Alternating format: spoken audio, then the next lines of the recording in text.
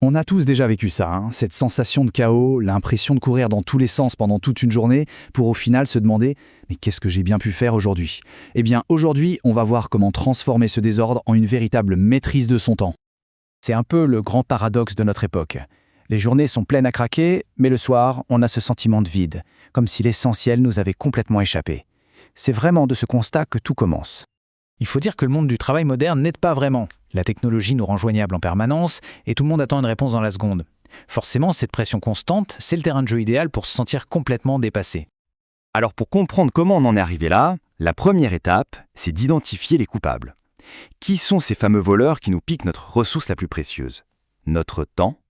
Voici la liste des suspects habituels. Vous les connaissez, hein. Les réunions qui s'éternisent pour rien, le téléphone qui n'arrête pas de sonner, ce flot continu de notifications.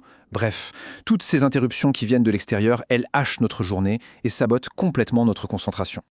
Et ce chiffre, il fait froid dans le dos. 4 minutes. C'est le temps qu'il faut en moyenne à notre cerveau pour se reconcentrer pleinement après une seule petite interruption. Imaginez un peu l'effet cumulé sur une journée entière. C'est énorme, hein? Mais bon, ce serait trop facile de tout mettre sur le dos des distractions extérieures. Le plus grand défi, finalement, ce n'est pas tant ce qui nous interrompt, c'est la façon dont on choisit d'y réagir ou de ne pas agir du tout. Cette tendance à tout remettre à plus tard, ça porte un nom, bien sûr, mais il y a aussi toute une science derrière. Allez, on va plonger dans les raisons profondes qui nous poussent à dire « je le ferai demain ». Voilà la question à 1 million. Pourquoi notre cerveau nous pousse vers cette satisfaction immédiate, ce petit plaisir tout de suite, même si on sait que la récompense à long terme est bien plus grande? Eh bien, la réponse se cache dans un de nos biais cognitifs. La réponse, elle tient en 2 mots, l'escompte temporel. Et attention, ce n'est pas un défaut de caractère, c'est juste un mécanisme de notre cerveau. Plus une récompense est loin dans le futur, moins notre cerveau lui accorde de la valeur aujourd'hui, ici et maintenant. C'est un vrai bras de fer mental, et il a lieu en permanence. La petite récompense immédiate, comme checker une notification ou répondre à un mail facile, gagne presque toujours la bataille contre la grande récompense future, comme finir un projet de fond.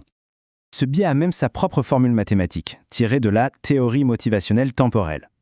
Bon, pas besoin de sortir la calculatrice, mais ce qu'elle nous dit, c'est simple. Plus l'échéance est loin, plus notre motivation est faible. C'est la science qui explique pourquoi on attend si souvent la dernière minute pour se mettre au travail. Ok, maintenant que le diagnostic est posé, on peut parler du remède, parce que oui, il existe un moyen de reprendre le contrôle, de passer du mode panique au mode planification. Ces citations, elles résument tout. L'antidote au chaos, ce n'est pas de travailler plus, mais de travailler plus intelligemment.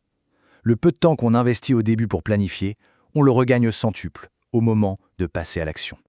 Et pour ça, il y a une méthode simple et super concrète, la méthode NERAC. C'est un acronyme qui transforme l'idée un peu floue de planification en un processus en 5 étapes. D'abord, on note les tâches, puis on estime leur durée, on réserve du temps pour les imprévus, on arbitre les priorités et enfin on contrôle l'avancement. C'est un vrai système pour structurer son action. Parce qu'au fond, la planification, ça ne sert qu'à une seule chose, y voir clair. Et la clarté, c'est le meilleur carburant de l'action. Quand on sait exactement quoi faire et quand le faire, on élimine l'hésitation et on paralyse la procrastination. Pour atteindre cette clarté au jour le jour, il existe un outil d'une simplicité incroyable, mais d'une efficacité redoutable. Un outil qu'utilisaient même des présidents. C'est la matrice d'Eisenhower. Son principe est tout bête. Pour chaque tâche qui se présente, on se pose seulement 2 questions. Est-ce que c'est urgent? Et est-ce que c'est important? C'est tout. Le premier quadrant, c'est celui du feu. Les crises, les problèmes urgents, les dossiers à rendre pour hier. Là, pas de questions à se poser, il faut le faire, et tout de suite.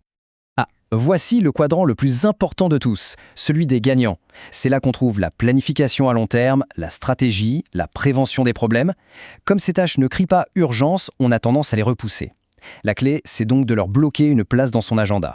Le 3e cadran, c'est un vrai piège. Ce sont les interruptions, certaines réunions, des emails qui semblent hyper urgents mais qui au fond ne nous rapprochent pas de nos objectifs. La règle ici, si c'est possible, on délègue. Et enfin le dernier cadran, celui des distractions pures, des pertes de temps. L'objectif est simple, on les supprime ou on les réduit au strict minimum. Et voilà le système complet, en un seul coup d'œil. Faire, planifier, déléguer, éliminer. Avec cette grille toute simple, chaque tâche trouve sa place. C'est un véritable tableau de bord pour reprendre le contrôle et décider où mettre son énergie. Et c'est là qu'est la vraie prise de conscience. La seule et unique façon de réduire le stress et les crises du quadrant 1, c'est de passer beaucoup plus de temps, de manière proactive, dans le quadrant 2, sur ce qui est vraiment important à long terme. Alors la question finale, c'est celle-ci. Au-delà de toutes les urgences du quotidien, quelle est cette tâche, importante mais non urgente, qui, si on s'y consacrait enfin, pourrait absolument tout changer?